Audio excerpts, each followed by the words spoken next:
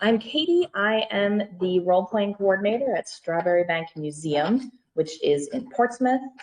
We are a living history museum, and part of that is that we have historical role players who dress up in accurate historical fashion and portray people who lived at various times that we portray at the museum. So one part of my job is to take care of the costume collection that our role players wear. These are all costume pieces, so they're not actually like artifacts. Our curator is the one who is lovingly handles all of those. But I also do research if we have to costume people from new time periods, or if we need just more costumes for the people who role play currently. So history of fashion is one of my favorite things as a part of this job, because I get to spend a lot of time looking and seeing like what people did with their hair at various points of time. And so I'm really excited to get to talk to you about this. One thing first that I like to remind people is that fashion is not like decade by decade, even though that's how I'm going to do this. Like what I'm wearing now, I could have worn this in 2004 and people would not think I looked weird. So people, depending on where you were and what country you were in, like in the US, fashions were usually slower to get over from Europe. So people could be several decades behind, or they could be right on the cutting edge of fashion, looking at fashion plates from France and trying to model themselves on those. So we will get started. One of the things that I like to talk about, especially when I'm talking to junior role players, who are the teenagers that we have role play during summer camps at Strawbery Banke, is like, why is this important? Why do we study fashion? One of the things is that the trends come and go with what's going on in history at the time. So you can look at fashion and kind of connect that with how, with like the events and how a society sees itself, how it sees people in it. And for example, like in 1778, we have this huge puffy dress with 100 different layers and all this fabric and very high hair. But then in, 30 years later, in 1810, the poof has gone away. It is all straight silhouettes, no like fluffy undergarments, just all, straight drapery. So things can change pretty quickly, and they tend to change in waves. The changes do go along with the way that culture shifts. So for example, this in 1878, this is the emancipation waist, which is part of Victorian dress reform, which was when Victorians, women and a lot of male physicians thought that corsets were bad for you. They squished your internal organs. And so people started trying to get more healthy undergarments out there, so that like this one doesn't have like hard boning, so it doesn't have like metal or whalebone rods in them to like keep the shape. And then like by the 1930s, people are starting to wear shorts and pants. And we're also going to talk about like what situations, particularly that like women's clothing got more and more acceptable to be less casual. Also, clothing has always allowed people to like distinguish themselves and their culture. For example, the New Woman was a movement kind of in the late 1900s, so like really the 1800s, like the 1890s and stuff like that, which was like this feminist ideal of women who were much more in the workforce, who were independent and educated, and really stressed their own autonomy, and participated in sports was like a really big thing that kind of was going along with that. We also have zoot suits, which it's like a baggy suit with the tighter ankles, and that was a fashion in the like 30s and 40s that originated in African American culture, but it also was worn a lot by Mexican Americans and Asian American men, and then also teenagers. So there was not really a big distinction in clothing, or really in like philosophy of the idea of the teenager before like the early 1900s. Children were just dressed like little adults, and if for women, their skirts were shorter because they could run around, and they're, would not get dirty easier. And then as you got older, your skirt got longer. But in the early 1900s, especially in the 40s and 50s, the idea of a teenager culture really started to take root, and with their own fashions.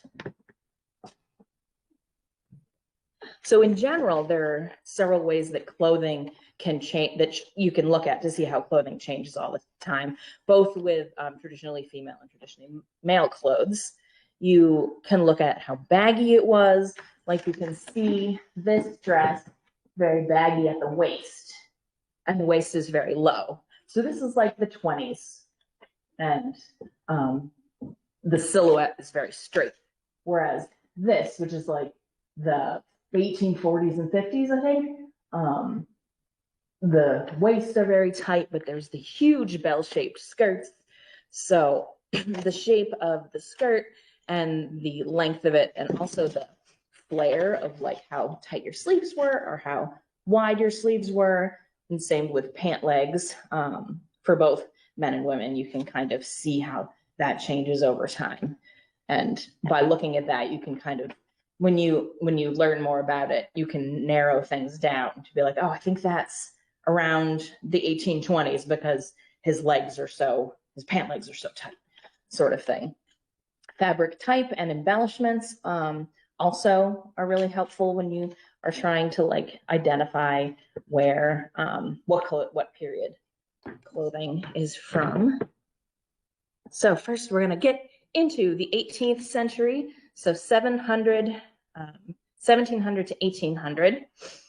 And this, in the early 1700s, so like the 1700s, 1720s, there was this concept that went all throughout the 1700s of full dress versus undress. So full dress meant the clothes that you dressed in when you went outside, and people were seeing you, and you were sort of like on display, and you wanted to show people. Undress just meant what you wore at home. It didn't mean that you were in pajamas or just wearing your underwear or anything like that. It just was like stuff you wore at home. Mantuas, which were like this. These were dresses that were kind of like loose robes, but they were cinched at the waist. And they started as undress, so it's something you only wore in the house. And women were tailors for undress, so for stuff that you'd wear at home. But because as mantuas became outerwear and became like acceptable and fashionable to wear outside, that gave women tailors like the ability to make their jobs more of a profession, because they were able to get there was just more work for them to do, and it was considered a little bit more high status. Cloth at this time, like you can see, her dress is brocaded silk, I think, and a lot of cloth was being imported from India at this time, and silk from like China and other parts of East Asia, and then cotton from India. And there was a lot of just uproar over this, because people in Europe were starting to think that all of their weaving was not going to be, they weren't going to sell as much because there was so much fabric coming in from other parts of the world. And that led to legal regulations, like you can't buy a certain amount of fabric, or even in some places, or sometimes you can't buy any fabric that is not made in Europe, in order to try to save what they thought was the like weaving enterprises in Europe. All through the 1700s, societal ills were based on, or like were blamed on women's like supposedly natural need for new and fashionable clothing. So this was like, if you were poor, it's because your wife spends too much on clothing, or this, certain like this, there's people being indecent in the street, it's because new fashion is indecent and women have to have new fashion.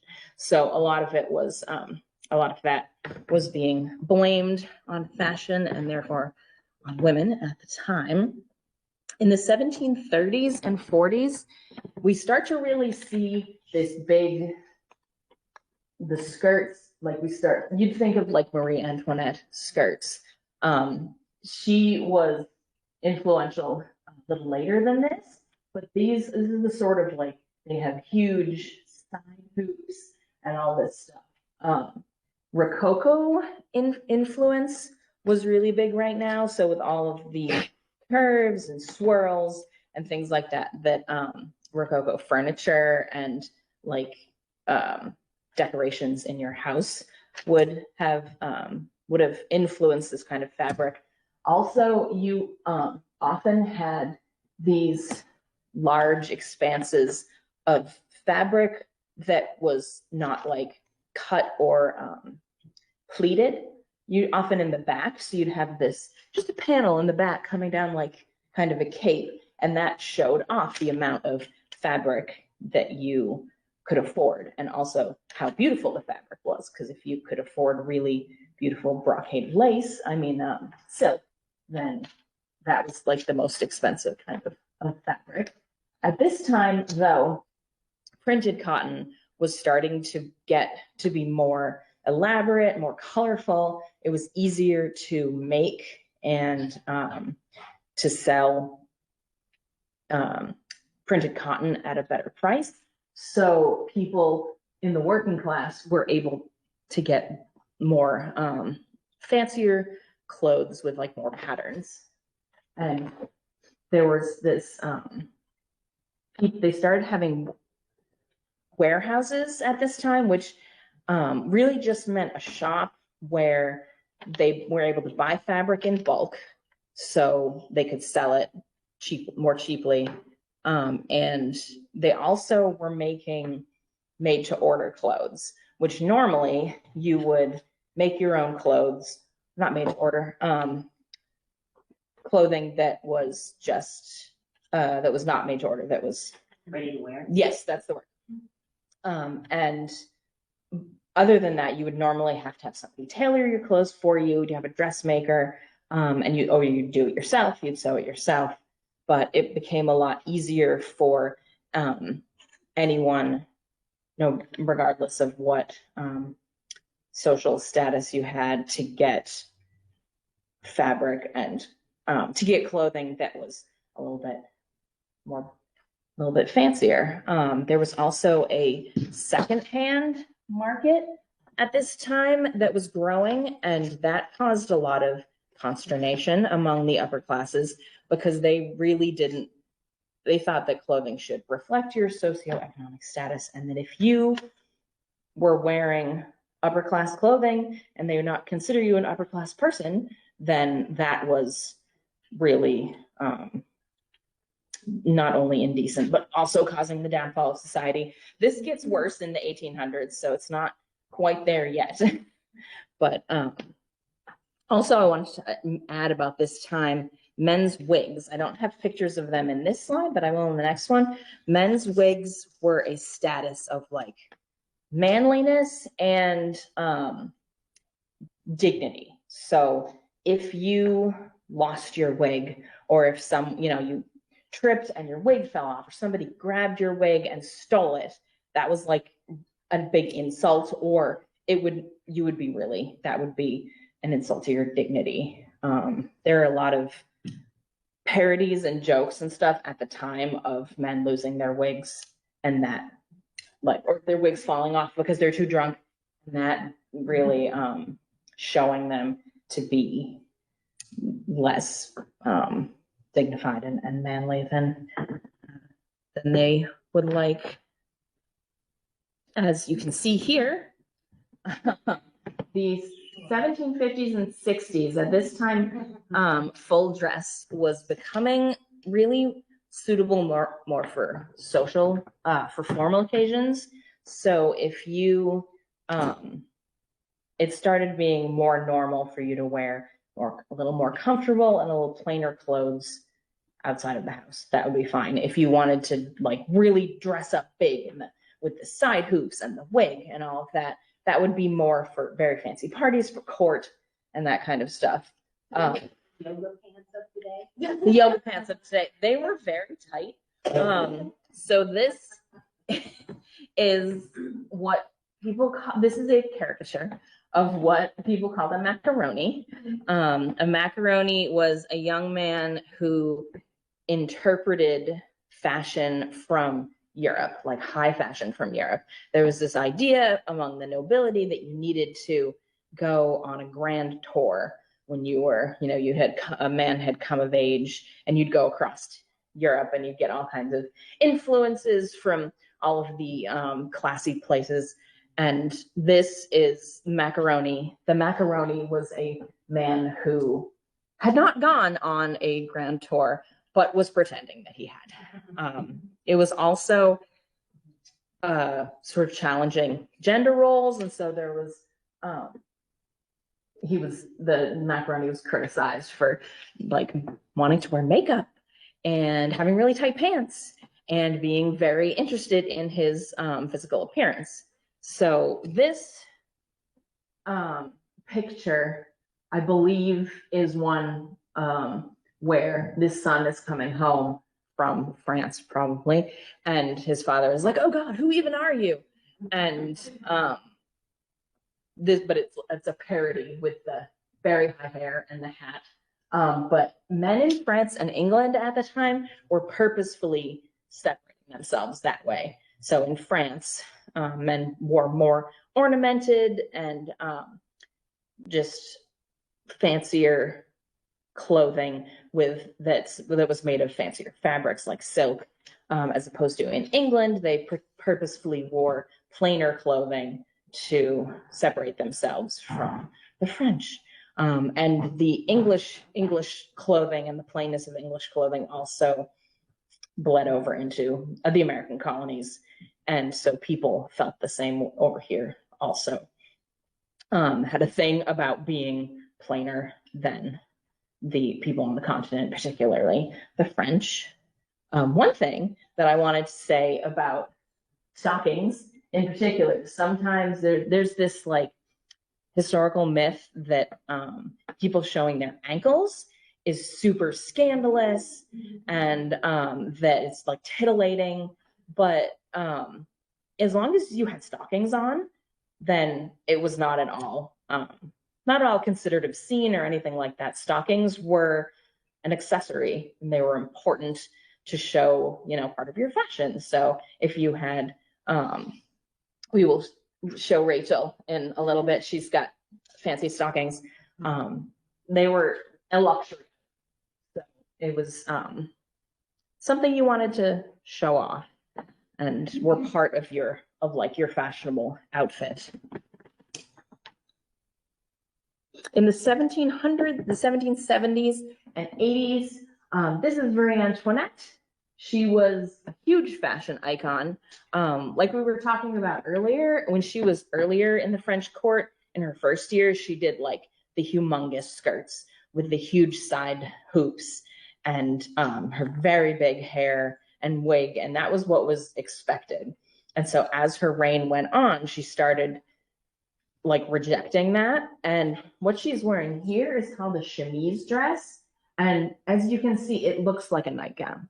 So, but it's a nightgown that is beautiful and frilly and has like all of this lovely like gold lace on it. And so she was definitely very scandalous for wearing this. But of course, it also really influenced how everyone else dressed because she was such an icon. At this time, possibly, I think a lot because of her as well, clothing became something that you used to express yourself. I'm sure it always has been, but it's the idea of clothing as part of your individuality was getting stronger at this point.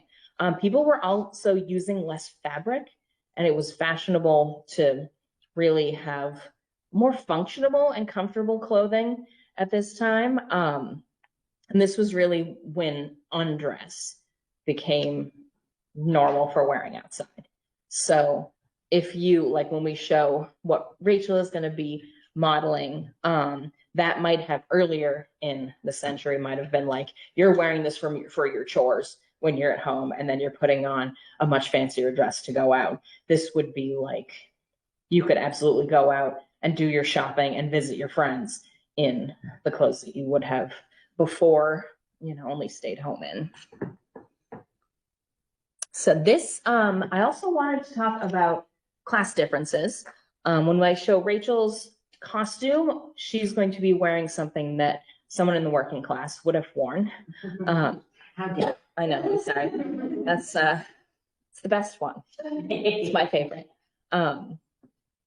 The differences in how people dressed based on their economic status was shown by like how much fabric you used.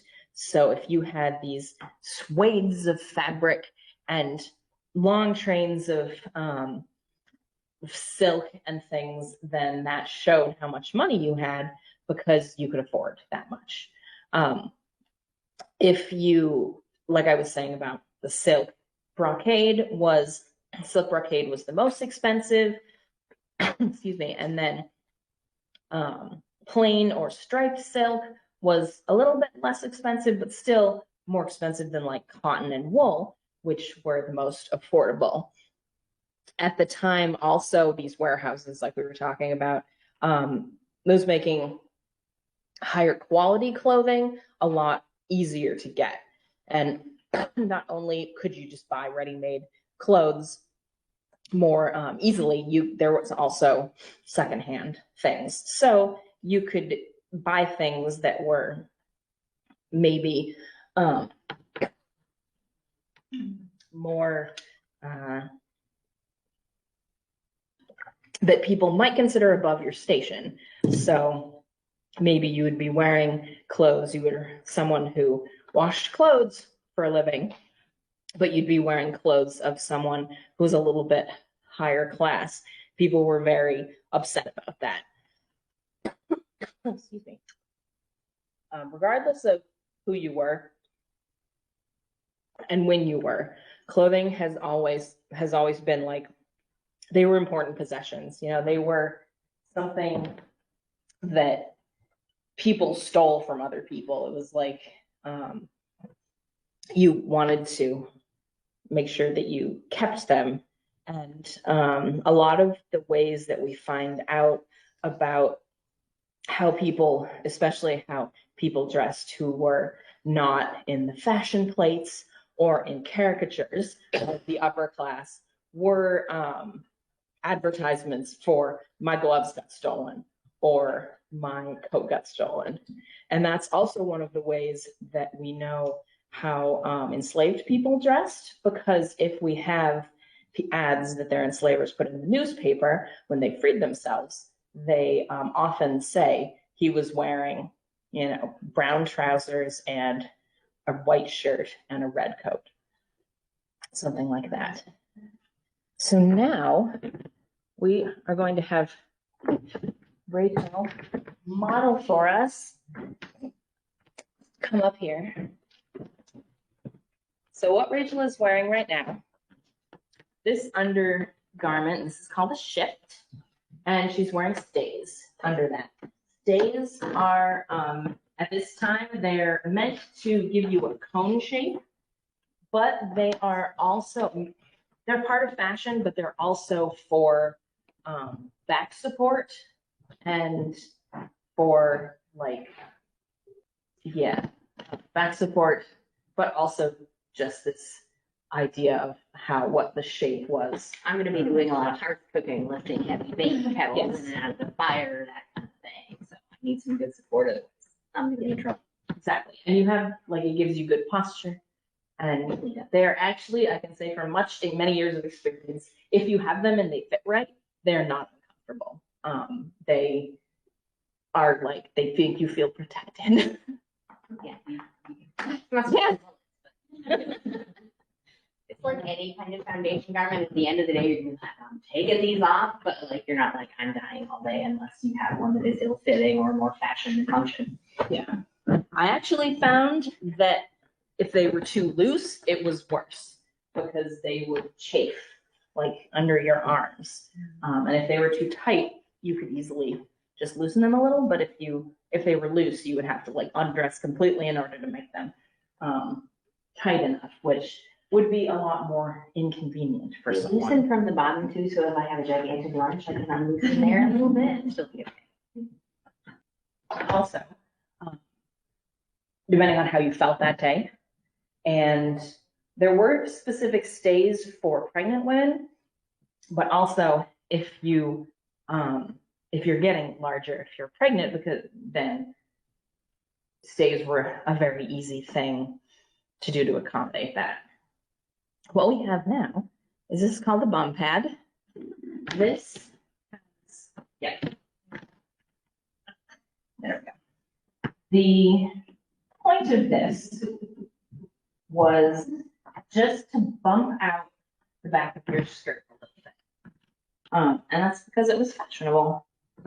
It was the kind of shapes that were popular changed, especially like the bust and the behind. Like at this time, you want to be pretty flat, but also in the back, there is they used a bump. So these are petticoats. They're pretty much like skirts. Back then they just called them all petticoats, so it wasn't like your petticoat is the underskirt. They were just all called petticoats. And they made them from all sorts of fabric, cotton and here you go. Cotton and linen were very common. For the winter, you would have wool. They also had quilted ones for the winter. Yep. Go. Get up over that. Yep, got it. And they tie like this. So you tie the back, ties in the back, run to the front, and the ties in the front. My dresser is essential. It's probably my siblings. Yes, most likely. These also have slits. It has a pocket. It has pockets, and that is, I forgot the pocket, but pockets were a baggy term. So if you've heard the nursery rhyme Polly Pocket, Lucy Locket lost her pocket. Oh. That's because it dropped, like it unraveled and fell out. Which is what. Yeah, I wish I didn't run my leaf so that way I could accidentally run through here. Yeah. People normally also wore more than one, especially in the winter. This was how you kept warm, is you wore multiple petticoats of various warm fabrics. So that's the back. Would it be acceptable to like take off your skirt at different parts of the day, or would that be not? I don't think people, as long as people didn't care, I don't think so. Yeah. Like a sweatshirt. Yeah. Taking off a sweatshirt. Yeah.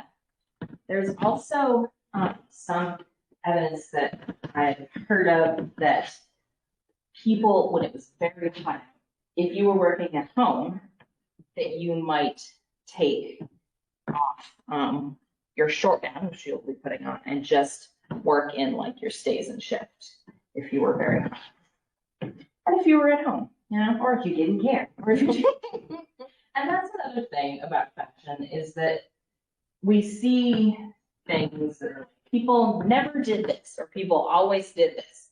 And people have always been people. So some people have been very like, I have to follow what is decent or what my family thinks is decent or what, someone else's family that I want to impress thinks is decent. And some people have just been like, I am going to do something different because that's what I want. Next, this is called a short gown. And it's called a short gown just because a long gown was the kind at this time where it fastened in the front and was short here, but it went all the way down in the back.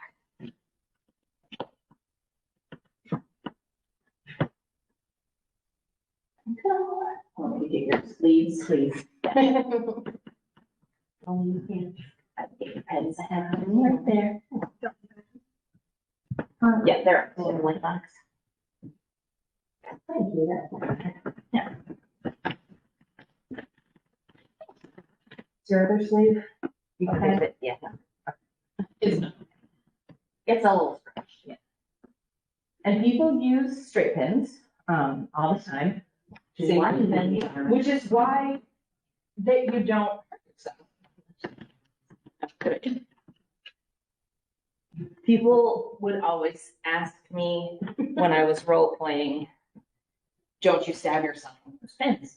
And then I would just sort of knock. And People being me, like, is that safe? Like it's just fine because you're wearing your stays. And also you have used, say, this kind of pin for your entire life. And so you know how to not stab yourself with them. So I'll take it. Oh, good like that.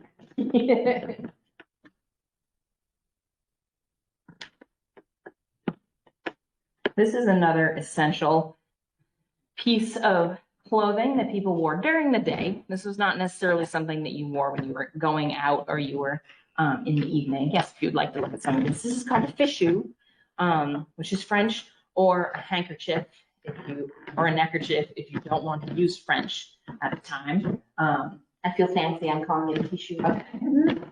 And so it goes over your shoulders like this. And there were all sorts of ways that you could wear this. People wore them pinned like that. They wore them tucked in. I'm married to her, so. Yeah. May take your shoes. So that's, you could tuck it in like that. You could tie it if you wanted to, if it was long enough.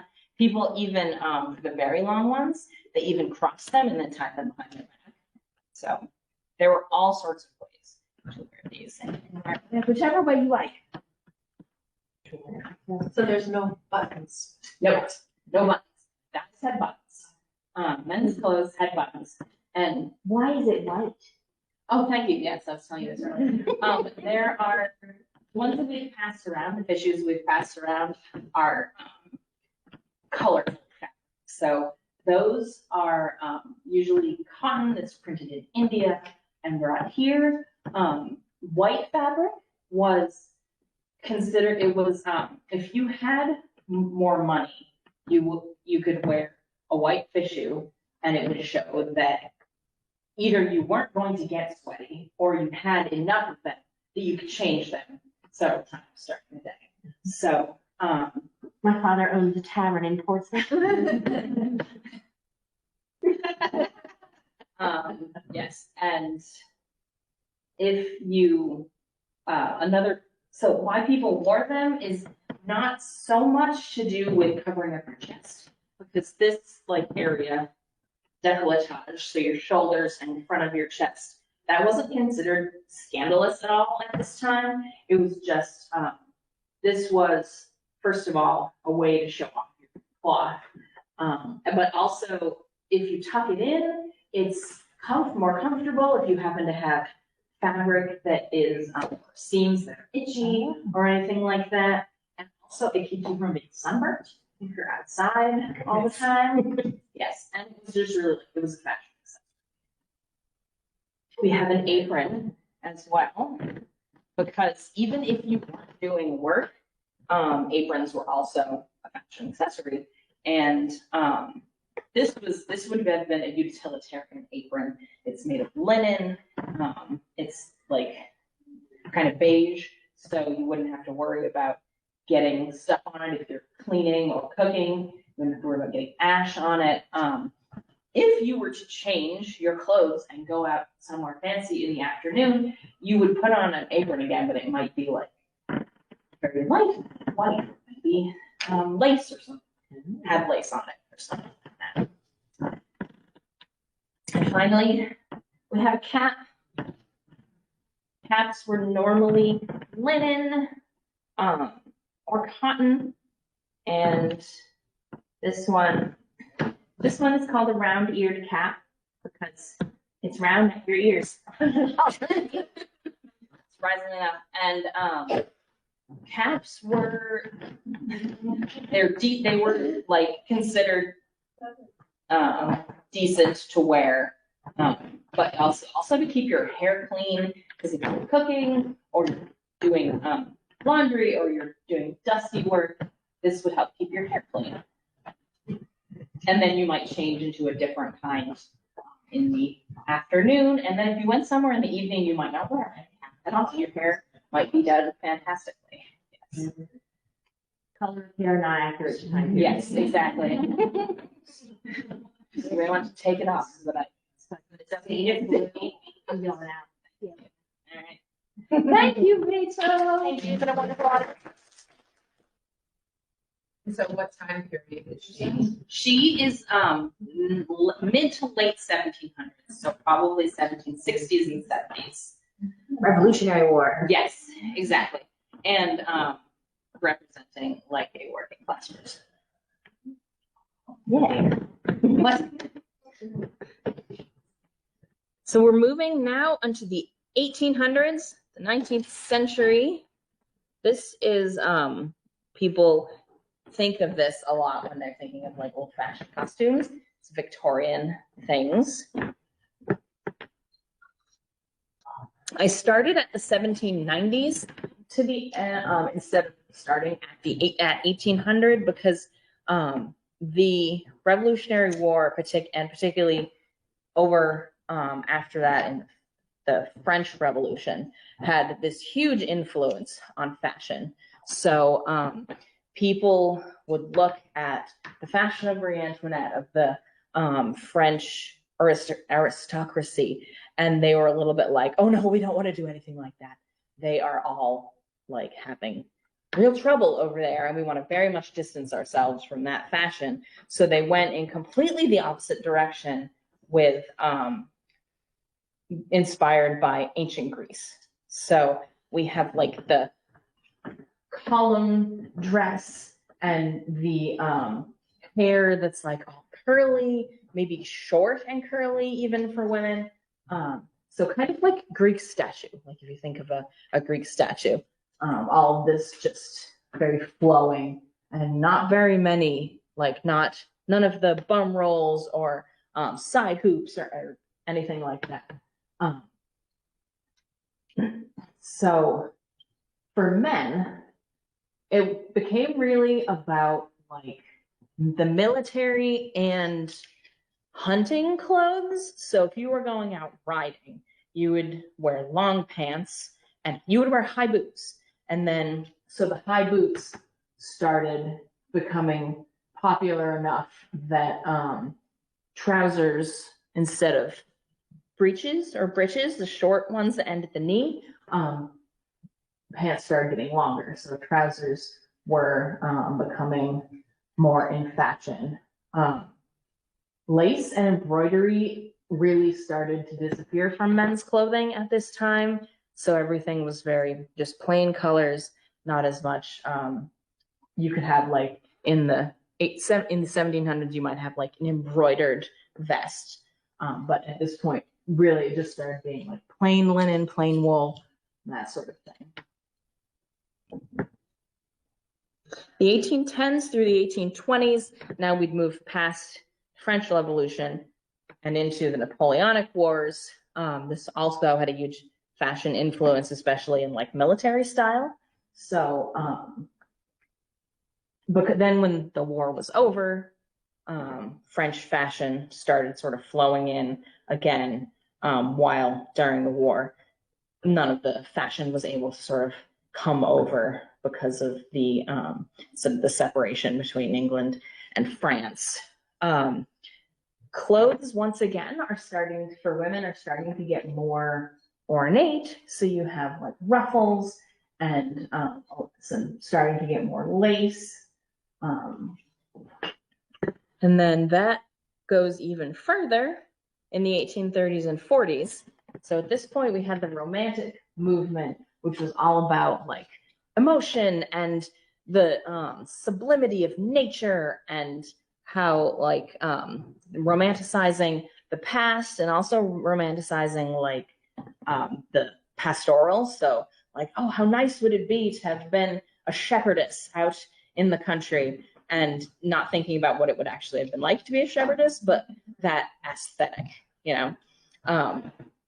This loose and high-waisted dresses of the time of the earlier decades, that started to go away, and the tighter and more structured waist was becoming more in fashion. Corsets were also coming back in.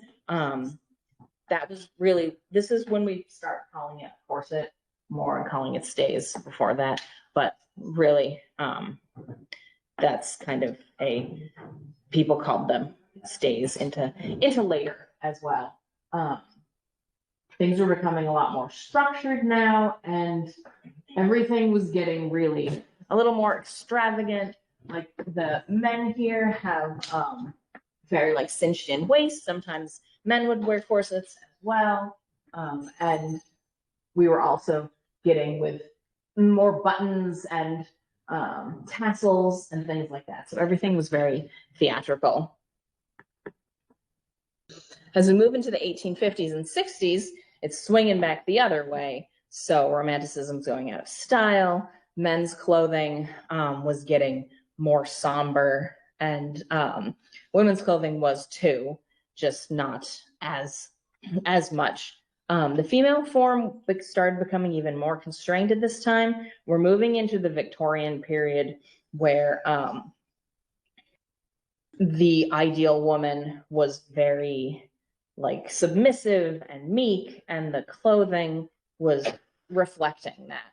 Also at this time, sewing machines were getting more, you could get a sewing machine more easily, and there were also more synthetic dyes. So this was also allowing people with less economic power to get better clothing and more elaborate clothing.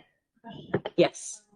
Do you know what was going on at the time, like externally, culturally, that may have influenced more of a somber dress? You know, I'm not sure. That's a really good question. The Civil War, yes, that that definitely influenced the sewing machines, because they needed more sewing machines so people could sew uniforms. And so that was something that really led to people being able to get more clothing. But yeah, that's a really good question. Yeah, socially, like things also come in waves. So a lot of times people will be like, okay, well, my parents dressed this way and I don't like that, so I'm going to go in the other direction. And then their kids are like, well, my parents did like this and I didn't like it, so I'm going in the other direction. So that's one of the sort of up and down things. As we get into the 1870s and 80s, you could see back here that this was like when skirts kind of got their widest. This was the crinoline era, where you had the big crinoline cages. By the 1870s and 80s, they were really, the bulk was moving toward the back. So you can see like this lady, her, she has more of a bustle in the back. Men's clothes were starting to get baggier at the time. This, and the Civil War was really jump-started the mass production of sewing machines because they needed so many clothes for the soldiers for uniforms. So sewing machines became a lot easier to get. In the 1790s through the 1900s, this was another transitional time where women's clothing was moving toward more freedom of movement, along with like this idea that women should be able to have more autonomy. And women's sports also were really influential on clothing because the bicycle became this huge fad, and you really needed a different skirt in order to ride a bicycle. The demand, so this is also, at this time, feathered hats were super popular, and the demand for the feathers decimated bird populations all over the world. And that really got a lot of conservationists and conservationist societies, really that galvanized them to like do stuff to stop this and to preserve these bird populations. What this gentleman is wearing was called a sack suit, which wasn't because it was loose like a sack. It was because of something to do with the seams in the back. It was a French word, but it was like things had been going. It was less formal, but it became more popular and was more okay to wear in more formal settings as opposed to just sort of walking around. Yes, now we're going to have Emily modeling some clothing from the 1870s, 1880s. If you would like to come over here, I will get your items. Rachel will help you get your items. It's very tight. It like really sucks you and you feel like anybody could like come up and whack you and you would be okay. Yes. Yeah, it is like armor. And yeah, my posture feels like Amazing.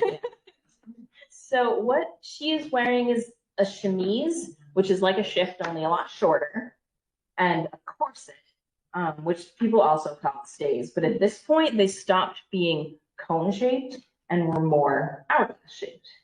So I'm going to have you put on an extra petticoat, just because the clothes we had that Emily is going to model would be more upper class, or so they have more pieces, as you will notice.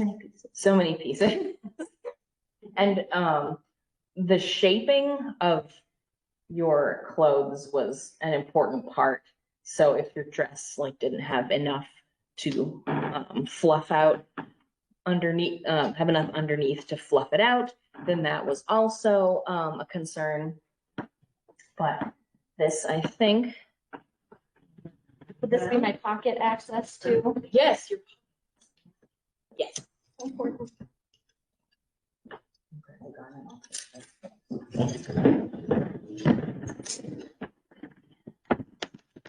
So did you put this on with your through your feet or over your head? Through my feet. Okay. It's much harder with the corset. I feel like I'm gonna tip over. Yes, that is why you always put your shoes on before you put your corset. Because sitting down and trying to get your foot all the way up is not super fun. Yeah, so that goes on the side. Perfect. Oh, actually, I forgot something. All right. Oh, my so, bustle. yes. So this is just a padded bustle. So this is not a structured. Do you want to tie that? Yeah. This is skirt. This is just a padded bustle. So they had cage ones. They had ones that had like metal parts. So, but this is just a nice fabric one, and you'll see after she puts this on, you can turn around, and you can see that her skirt has that part in it, like it's made for a bustle. So if you didn't have it, it would just have kind of a baggy fit. Is there a hook on? Yes. Yeah, this one. Yeah, it's that part. It's like a little flat hook and eye. This has the box nest. And it already feels like I'm wearing like 20 extra pounds. Pins are over here. Okay. So some dresses like this had hooks. So you can see this one here. It has hook and eye right here. And sometimes skirts would have a hook also that would hook right onto this. So that would help the weight, like hold the weight of it, because the weight's going down from your shoulders instead of like on your waist. This one has a band. You can just pull that on and I will pin it. And this keeps there from being like a gap between the skirt and the bodice. Here is the bodice, which also has hooks and eyes. They have false buttons for fanciness, but not much. But yes. This is also hook and eye. Yes.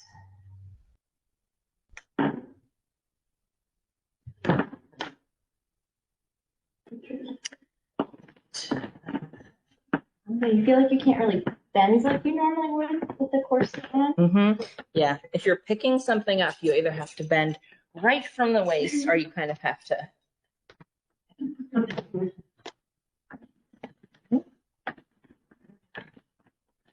You can see with this as well, this is an overskirt, and this has some little lifts in it that are buttoned. So you could unbutton those and then you wouldn't have these flounces. Your skirt would just go right over, like hang right down. But instead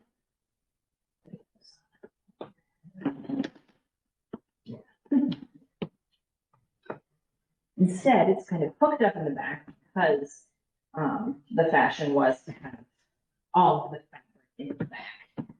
And this is another reason that you would want some sort of bustle to help hold up. And more. Yeah. Yeah.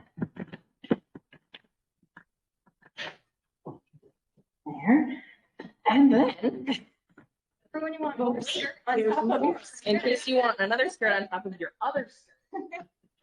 There's another ruffle that has a nice little bow on it. And this one's got the little hook and eyes, like for the that's of. Is that the jacket or is that? Yeah. Yes. So this hooks right in to the bodice, so it stays on. There.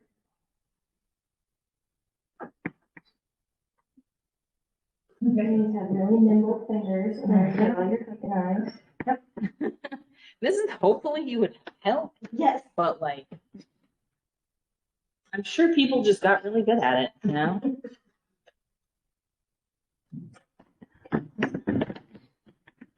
An common thing that you would wear on your head at this time was a snood.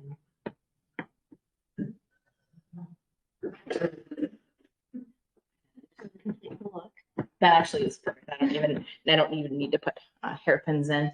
So yes, you can turn around. See, this one also has a lovely train that is quite long, and you know, you look very distinguished, and you have a lot of fabric on you, so people know that you can afford that kind of fabric, and it may also be striped silk. I'm not sure what particular one is made out of, but it's striped and it looks silky, so I'm just gonna go with striped silk.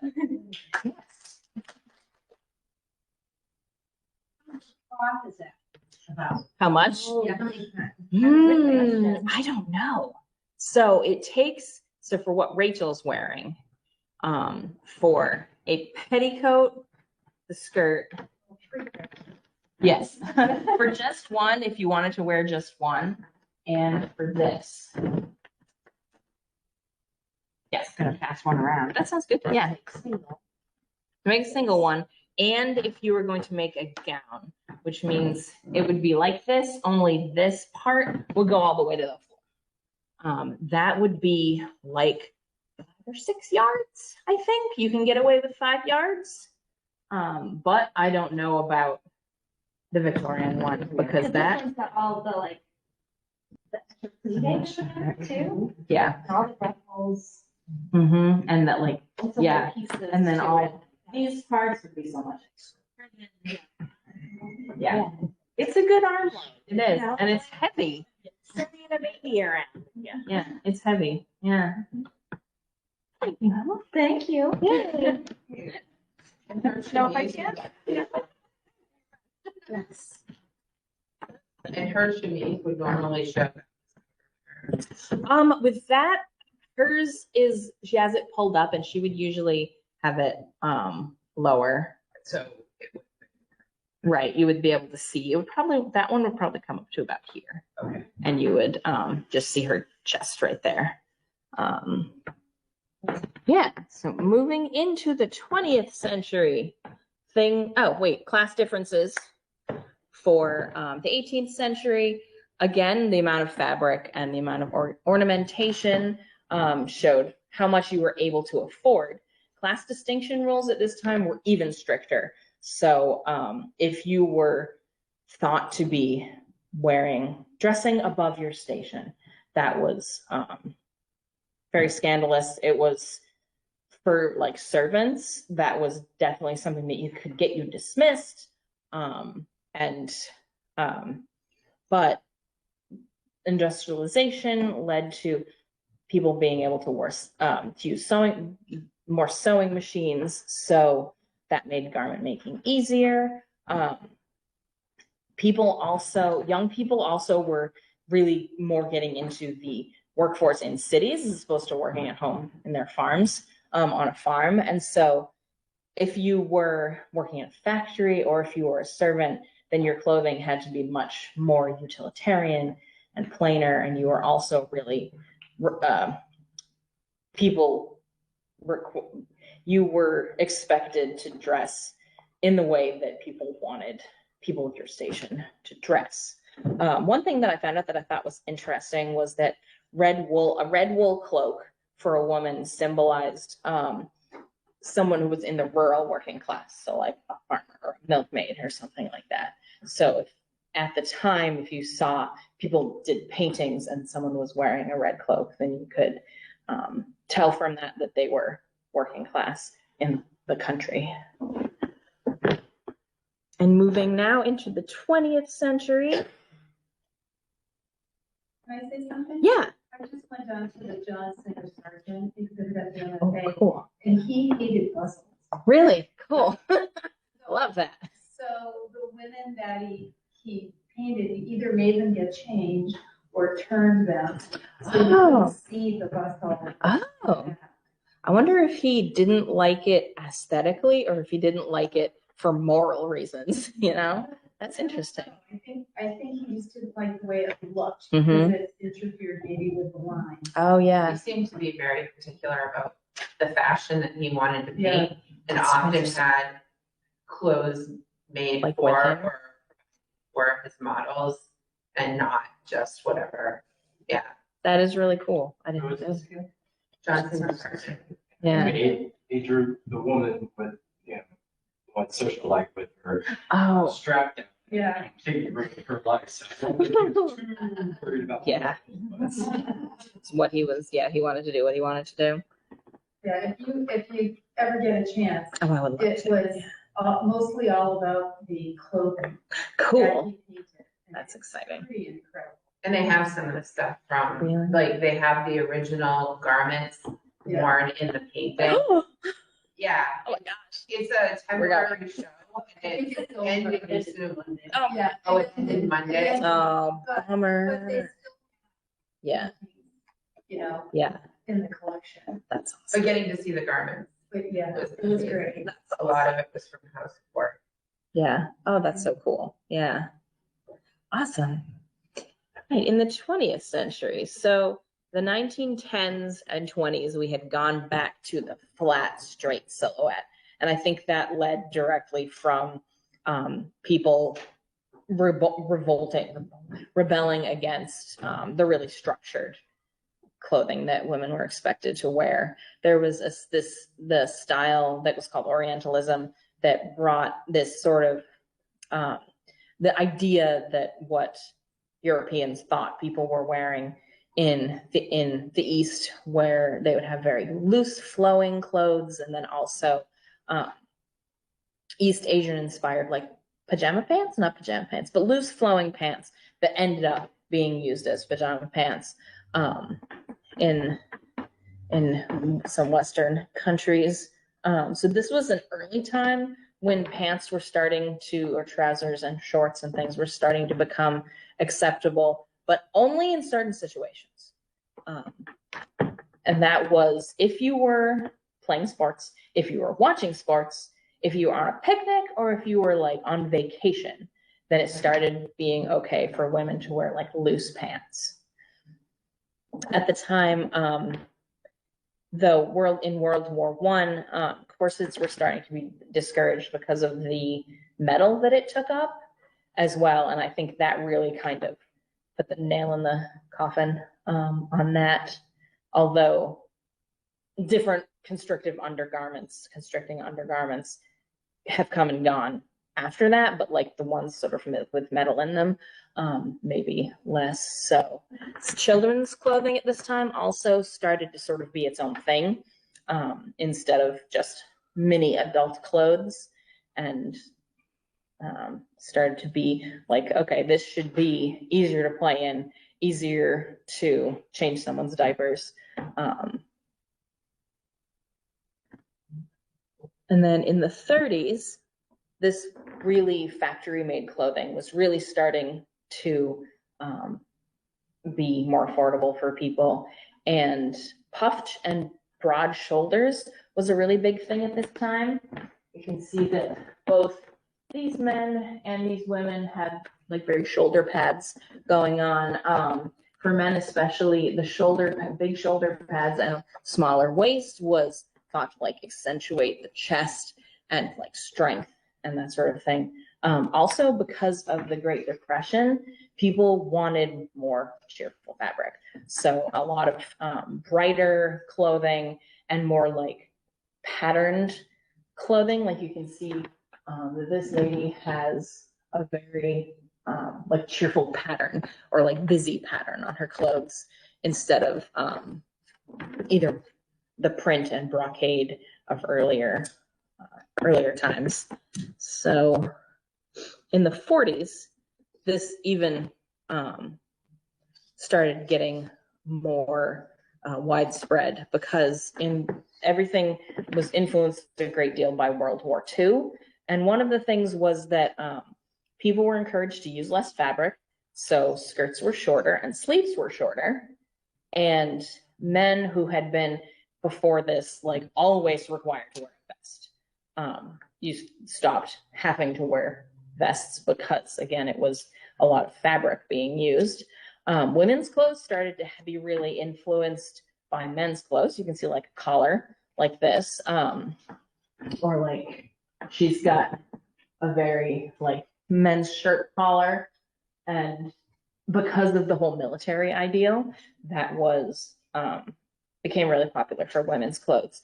Also, with women joining the workforce during the war, a lot of the positions that women took were pretty either dangerous or like took a lot of movement and hard work, and their clothes needed to be really durable and have better movement. So pants became very accepted for clothing.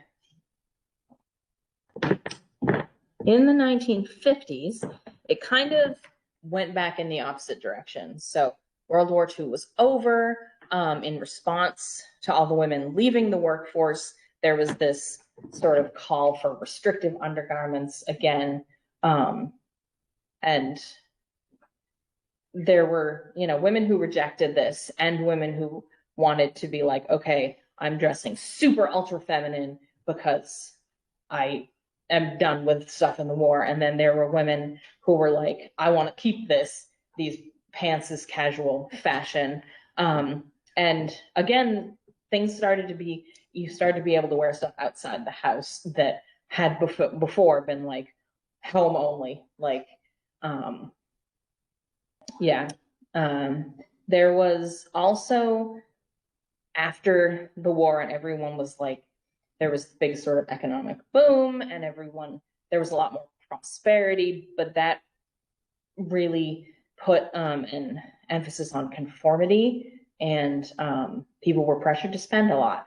They spend a lot and also have sort of a lot of lavish entertainment and all these things, and people just wanted more, like, because they had been deprived so much during the war. They wanted more ornamentation and prettier clothes and things that they had not been able to get before.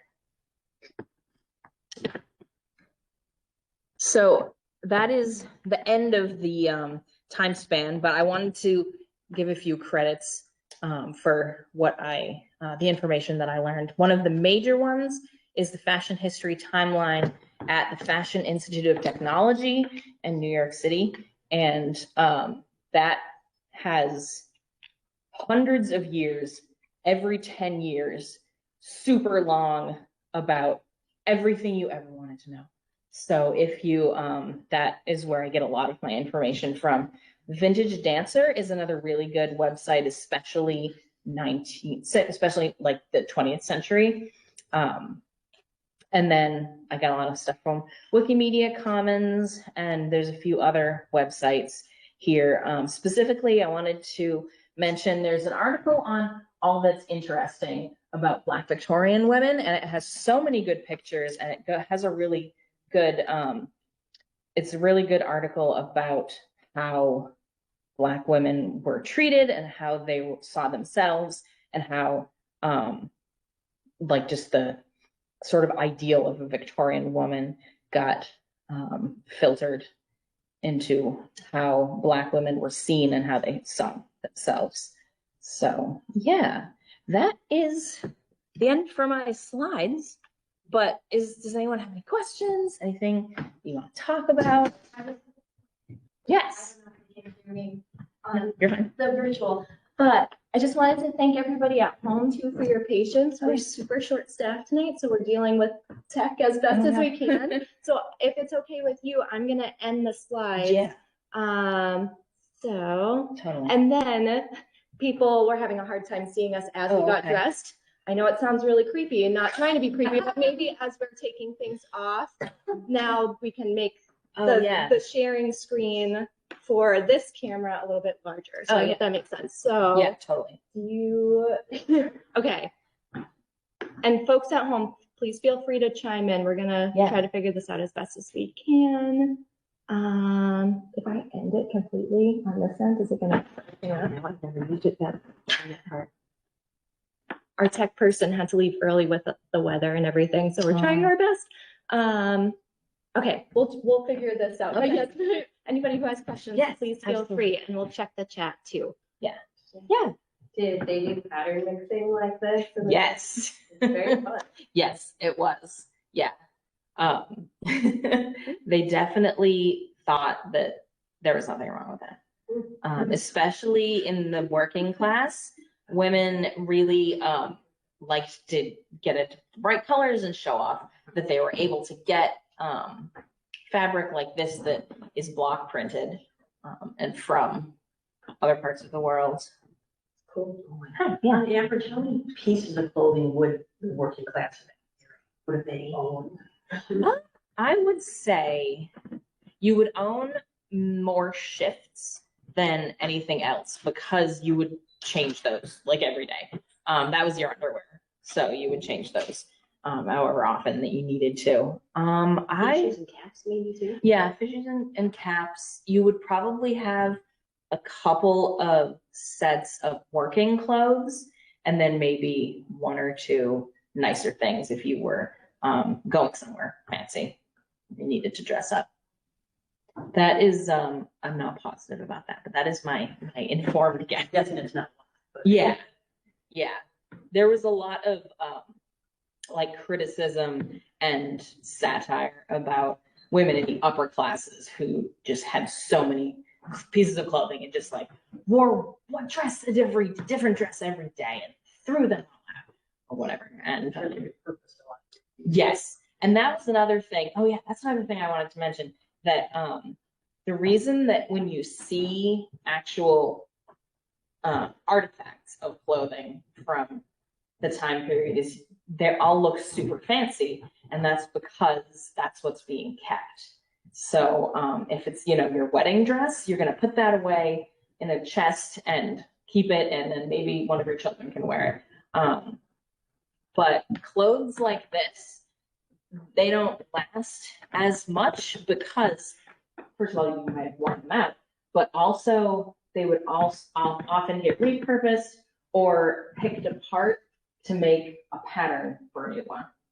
So they just didn't last as much. We have all kinds of really interesting examples of clothing like this that has this got all these different patches in it, that has like if you can't find another piece of fabric that is this kind, then there are, you know, patches of a different kind, or you would specifically take, you know, if you happen to have a lining, you might take part of the lining out that you can't see to fix this part that you can see. And like my headline might have like a couple of times taken up so that you could let that out, you know, or take it up for the younger kid, let it out in the group.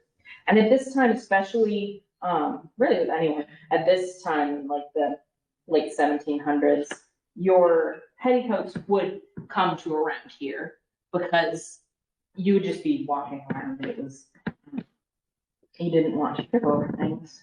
Or shoots into the fire. Shoot them to the, yeah.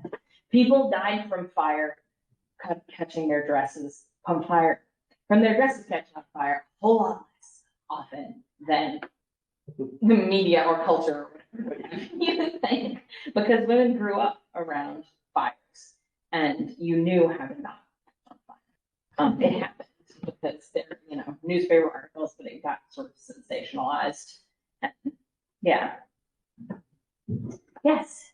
What women wear bad if in that time, in the late 1700s? Did they wear all that underwear under a nightie or? If they what? Sorry. I'm sorry? What did women in that time period wear to bed? Oh, to bed. Yes, exactly. They would wear their shift to bed. And yeah, the under one. And like you didn't have underpants in general. You started really seeing underpants more in the like early mid 1800s and then on. So these were like your clothes. Men wore a shirt that would like down to your knees. So that would essentially be their underwear as well. Yeah. I have a question. Yeah. The Woodman Museum has in their collection a lot of the original calicos. Oh, cool. So when was the calicos? I'm assuming those were then factory made, and Yes. the fabric would have been factory made. Mm-hmm.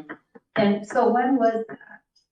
I think that started probably in the like 1830s and 40s around here. Mm-hmm. The block printed fabric has been used like in the 1700s and up till now. But once they started having like the patterns like calico that was actually woven into the cloth, I think that was right. And I'm not positive, but that's my guess. Have you ever been there? It's pretty interesting. I have not, but You would really like it. at the Woodman Institute, I have been there, but I don't. It was such a long time ago that I don't remember the I fabric. need to ask for a tour of where the calicos are because they're in a whole separate building. Yeah. Yeah. I know that there are reproductions of the kind of calico, it might have been the calicos or other kinds of fabrics that actually were made like at, you know, factories in Dover and various places like that you can get reproductions like of local stuff like that, which is very cool. Yes. reasons for shorter skirts later on was because people thought that the long skirts that like were close to the ground like helped spread typhoid. Is that correct? I have not heard of that, so I'm not sure. Okay. But I would not be surprised because people had all sorts of theories as to how germs got spread or how disease got spread. So that's interesting. I'll have to look that up. Yeah. How many outfits are in the museum's role play collection? Oh my gosh, so many. About. I cannot even estimate how many are in the role playing because we have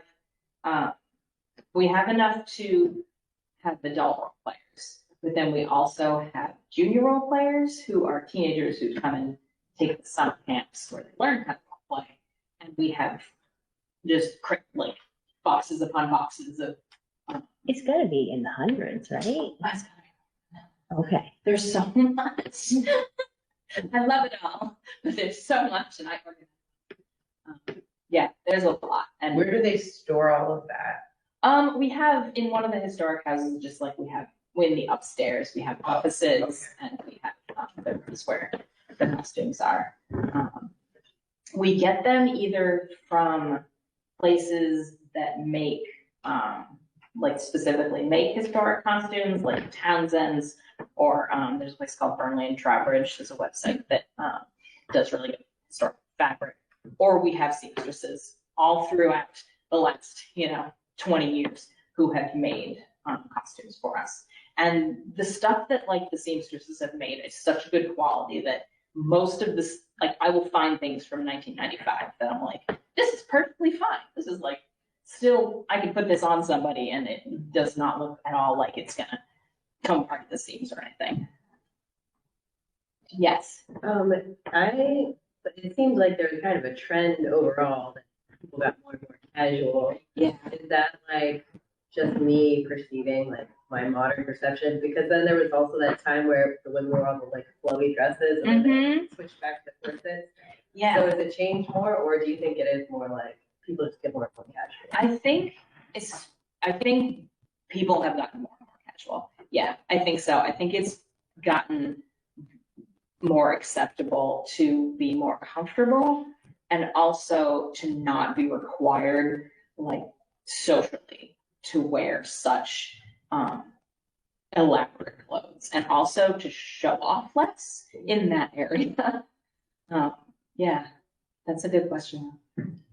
Yeah, it is really interesting. Anybody else? Yeah. Do you have a favorite era? I love them all so much. This was my favorite era to role play in, these costumes, and that's what I have like. I've made the most of these. I made this, and I made the one under it, and then I made the blue one that's being passed around. But I haven't like gotten good enough to be like, this is lovely and perfect. I just have ones that I've made. I'm like, yeah, this is pretty great for someone who hasn't done it before. Okay. Yeah, I think that's my favorite period of clothes, but I also, I don't know, every time that I have to research them, I'm like, this is my favorite. Yeah. Have you role played anywhere other than Strawbery Banke? No. Nope. That's the only place that I have. And how did you get connected into Strawbery Banke? Like, what was your on-ramp? Yes, I have a friend who worked at Strawbery Banke, and she would tell us about it. We would like get together weekly to like write together, and she would tell me about, okay, this is what's been happening at Strawbery Banke. And then I quit the job that I had to do full time in order to write and also have a part-time job at Strawbery Banke. And then from that, the person who had my position left to go back to grad school. So I was able to be hired in a position. Yeah. And how long have you been a lot there? of luck. Yeah, how long have you been there? I've been there since 2016. So 8 years-ish, and I have been in this position 3 years. Yeah. So Strawbery Banke has just primarily clothing from those years. When Strawbery Banke was, you know. Yeah, so we have role played, including like special events. So like our candlelight stroll, which is our winter holiday event, we have role played from the 1730s until the 1950s. So we've had clothes that span that, but it really is, it's more like we have 1730s and then we have some 1770s and then we have some 1820s to 30s and then we have 1870s and then we have 20s and then we have 40s and 50s. So like we don't have, well, no, we've done like the 1900, 1910-ish. But like we don't have. There's like holes in. Yes, exactly. Like timeline. if someone asks, like, I need a dress for 1850, I would have to be like, we don't have anything that looks like that because 1850s, the crinolines and the, but we have some things like, okay, we have this from 1795. That could work for 1810. So we have grandma in the 1850s. Oh yeah, yeah, we have grandma in the 1850s. We could do grandma in the 1850s, yeah. And there, like I was saying earlier, there's so much like wiggle room throughout time that we've made do with like, you're wearing, okay, this is your work dress. You may not have puffy Lego mutton 1820s or 1830s sleeves, but maybe you're just, you know, doing your laundry. So you're wearing something that you had back in 1810 is just fine. Yeah. Any other questions? I could talk about this forever.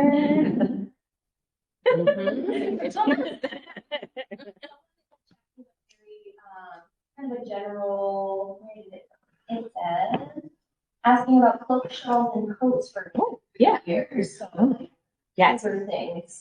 Yeah. So in the 1700s, generally there were cloaks. So like wool cloaks lined with all kinds of different things if you had a lining. And those were just really tied around your shoulders and there was a hood. When you move into like the 1810s to 20s to 30s, cloaks are a little shorter, so they're sometimes more like a cape. And then into the the late sort of Victorian, the 1870s and 80s, I think those are more, they're a little longer, but they might have little armholes in them. Also, people wore shawls all the time. Like in the 1700s, you would most likely have a shawl that was just woven, like woven wool, probably. By the 1800s, 1810s, 1820s, it was really fashionable to have kind of like a paisley shawl that was imported and tassels. And so that was starting to be very popular then. And then, once we get into the 20th century, it varies a lot, and I don't know quite as much about that. But you start getting into the women were wearing coats, like men's coats that had separate sleeves and things like that. So a lot of European fashion was coming out of France. Yes. There was influences from Asia and the East. Yeah. And then in the United States, how it seems like the US never really grabbed onto those Asian influences and kind of stuck with the European.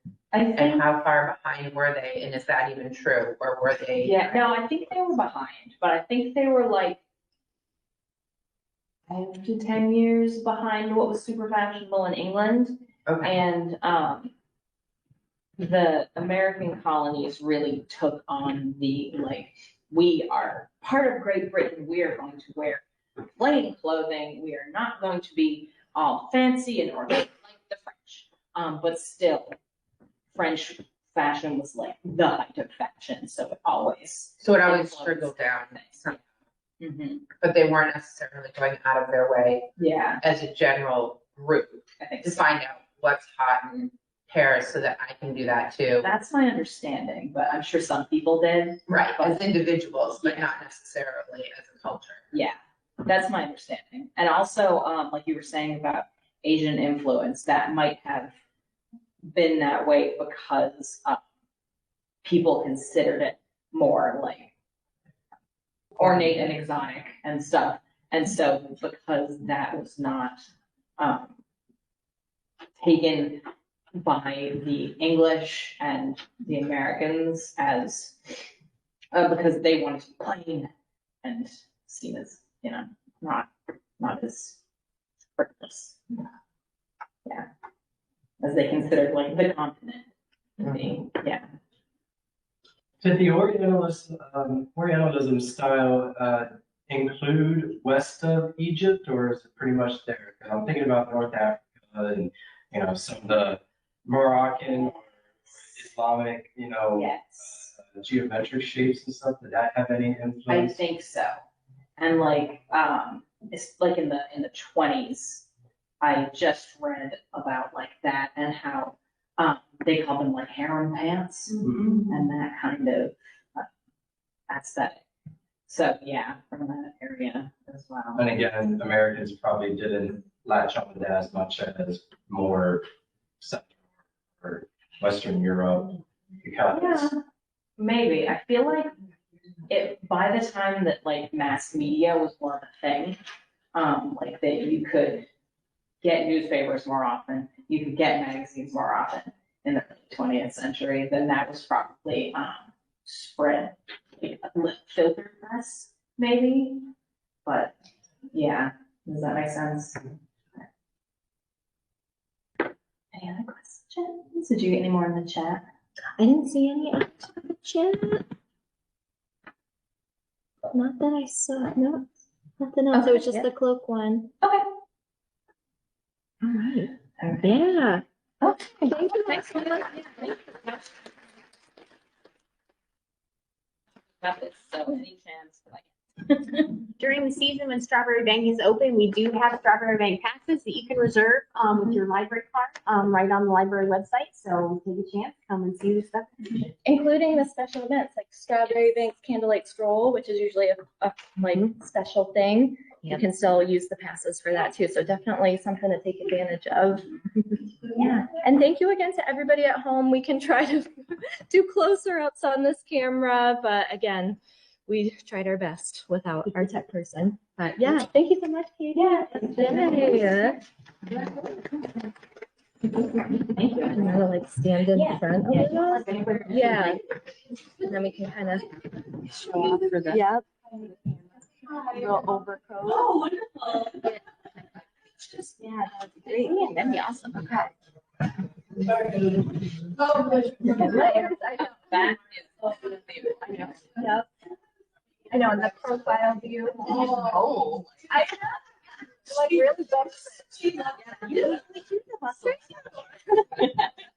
Okay, hopefully that was a little bit of a better view. Do you want to do any more of a close up on yours? Okay, thank you everyone at home.